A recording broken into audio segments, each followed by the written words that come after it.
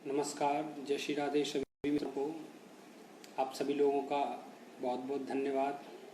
आप सभी लोग हमें यहाँ पर सुनने के लिए पधारे हैं।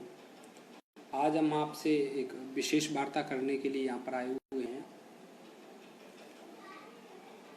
आज हमने जो विशेष वार्ता रखी है वो रखी है कष्ट में धैर्य और धर्म के ऊपर। इस समय कोरोना जैसी महामारी का कहर चल रहा है और इस महामारी में लोग बड़े दुखी हैं। लोगों की समझ में नहीं आ रहा है क्या करें।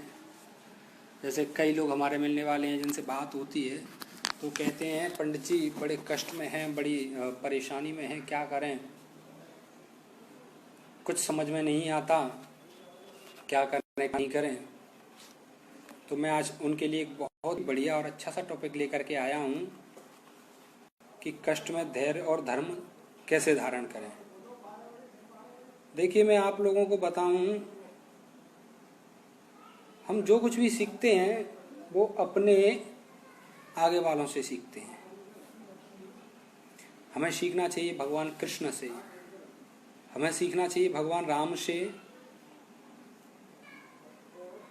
कि कैसे भगवान राम ने उन पर जब कष्ट आया, जब परेशानियां आई, तो उन्होंने कैसे इस चीज से बाहर निकल करके लोगों को ये सिखाया कि कष्ट में कैसे धैर्य धारण करना चाहिए, कैसे धर्म को धारण करना चाहिए और क्या फायदा होता है धैर्य और धर्म धारण करने से। तो इसीलिए आज हमारा भी टॉपिक यही रहेगा कि कष्ट में कैसे धैर्य और धर्म धारण करें। आज मुझे जब रामायण का पाठ चल रहा था मेरा, तो मैंने उसमें आज किष्किंधा कांड का पाठ किया। उसमें मैंने पढ़ा आज कि भगवान राम जब अपनी नगरी अयोध्या से जैसे ही वन में निकले,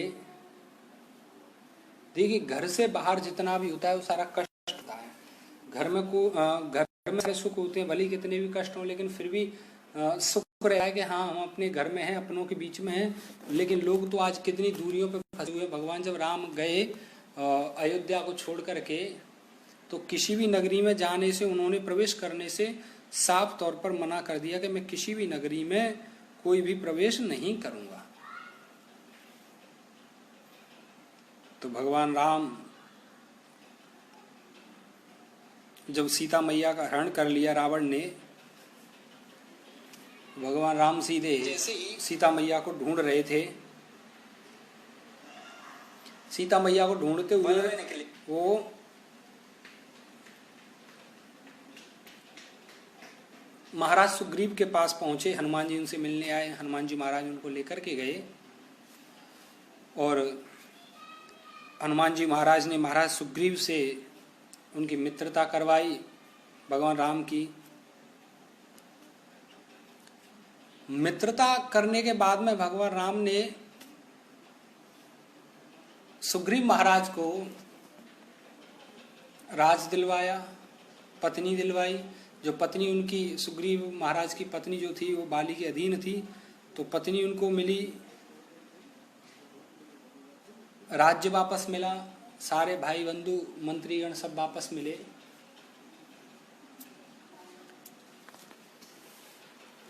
भगवान राम ने जब उनको राज्य दे दिया तो सुग्रीव जी महाराज ने कहा कि प्रभु अब सीता माता की खोज करनी चाहिए, अब हमें चारों तरफ पता करना चाहिए कि सीता माता कहाँ है, अब हम उनकी खोज में लग जाते हैं। तो भगवान राम ने कहा नहीं, मैं अभी अपनी अयोध्या को छोड़ करके नगरी में नहीं जाने का प्रवेश किया है, और मैंने जो जीवन ये धारण किया वन में रहने का 14 वर्ष का, वो एक संत का जीवन जीने की प्रतिज्ञा ली है कि मैं एक संत बन करके इस जीवन में जीऊंगा 14 वर्ष तक। तो आप लोगों ने सुना हो कि जब चातुर्मास होते हैं तो हमारे संत कभी भी एक जगह से दूसरी जगह पे नहीं जाते। 4 मास में जो बरसात के होते हैं, जो हमारी वर्षा ऋतु होती है, वो वर्षा ऋतु के चातुर्मास जो होते हैं, भगवान राम का कोई भी संत हमारे किसी भी पद्धति के, चाहे जैन धर्म के हों या अपने हिंदू धर्म के हों, तो वो कभी भी चाहे आपने ये सिख धर्म के हों, वो कभी भी एक जगह से दूसरी जगह पर नहीं जाते हैं। तो भगवान राम ने कहा कि सुग्रीव जी महाराज, आपने अभी अभी अपना राज्य लिया है, आप अपने राज्य की व्यवस्था करें, व्यवस्थित करें और सारी शक्तियां अपने पास इकट्ठी करें, सारे वानरों को बुलाएं, जब तक 4 महीने अपने राज्य को व्यवस्थित करें। और 4 महीने जब तक हम एक जगह पर रह करके अपनी तपस्या करेंगे और दिनचर्या व्यतीत करेंगे, जब 4 मास बीतने के बाद में फिर हम सीता की खोज में निकलेंगे। तो देखिए भगवान राम ने वहां पर, एक तो सबसे बड़ी बात कि किसी की पत्नी दूसरे देश में, किसी दूसरे राजा के यहाँ पर है, तो आप समझ लीजिए कि कितना कष्ट होगा। अगर आज हमारा बेटा कहीं बाजार भी जाता है तो हमारे दिमाग में रहता है बेटा बाजार में गया है, मन में कष्ट रहता है यार। आज इस ऐसे कोरोना के समय पर अगर हमारा कोई रिलेशन वाला, कोई संबंधी, कोई घर गृहस्थी जैसे कोई परिवार का फंस जाता है, तो हम लोग सोचते हैं कि बड़ा कष्ट है, वो बेचारा वहां पर अकेला फंस गया है। तो ऐसे ही जिसकी पत्नी जबरदस्ती ले जा करके रावण ने वहां पर लंका में ले गया, तो सोचिए कि भगवान राम के मन में कितना कष्ट होगा कि मैं समर्थ होकर के, मैं सर्वसमर्थ होकर के भी अपनी पत्नी को वापस नहीं लेके आ पाया। उनको 4 महीने धैर्य करके बैठना पड़ा कि मैं संत का भी जीवन जी रहा हूं, मुझे धर्म भी धारण करना है। देखिए धर्म धारण कब किया भगवान ने? जब उन्होंने धैर्य धारण किया कि मैं 4 महीने रुकूं, अभी मेरा जो धर्म है, उन्होंने पहले तो दिमाग में धैर्य धारण किया कि मेरा धैर्य क्या है, तो पहले उनको रुका। उन्होंने 4 महीने कहीं नहीं जाना है, उनका धर्म बनता है कि संत का जीवन है वो एक जगह से दूसरी जगह जाने का नहीं होता है, तो इसलिए उन्होंने धैर्य धारण किया। फिर धर्म धारण किया कि संतों का जीवन आदर्श जीवन होता है, संतों को देख करके लोग उनके जीवन की जीवन क्रिया को देख करके लोग जीते हैं। तो उन्होंने मन में ऐसा सोच लिया और उन्होंने मन में संकल्प किया कि मैं 4 महीने पहले धैर्य से धर्म धारण कर करके यहीं रुकूंगा और उसके बाद आगे चल करके कोई कार्य करूंगा। तो भगवान राम ने 4 महीने प्रतीक्षा की, 4 महीने धैर्य रखा मन में, 4 महीने धर्म को उन्होंने नहीं तोड़ा। नहीं तो वो चाहते तो जा सकते थे 4 महीने में वो आराम से खोज करने को निकल जाते, लेकिन नहीं, धैर्य धारण करके धर्म धारण किया। और उन्होंने आगे चल करके जब सुग्रीव जी को ले जा करके और माता सीता को युद्ध के लिए, माता सीता को लेने के लिए सुग्रीव जी महाराज को लेकर के चले लंका की तरफ युद्ध करने के लिए। देखिए जिसकी पत्नी को कोई उठा ले गया, हमारे तो आज कोई हमसे कोई गाली दे जाए तो हम उसको तुरंत उसे कहते हैं जा तुझे देख लेंगे। कोई हमसे गाली दे जाए तो हम कहते हैं जा तुझे देख लेंगे। लेकिन जिसकी पत्नी को रावण ले गया और 6 महीने हो गए उसके यहाँ, फिर भी वो भगवान राम आपको ये धैर्य और धर्म धारण करने की कला सिखाते हैं कि देखो फिर भी उन्होंने लंका में जाकर के इतनी मेहनत करने के बाद, वहां लंका पहुंचने के बाद भी कहते हैं कि जाओ अंगद, जा करके तुम शांति दूत बन करके जाओ। मैं चाहता हूं कि मेरी वजह से किसी के घर में कोई पत्नी विधवा ना हो, कोई माँ अनाथ ना हो। तो इसलिए उन्होंने शांति दूत बना करके अंगद को राजा रावण के पास में भेजा।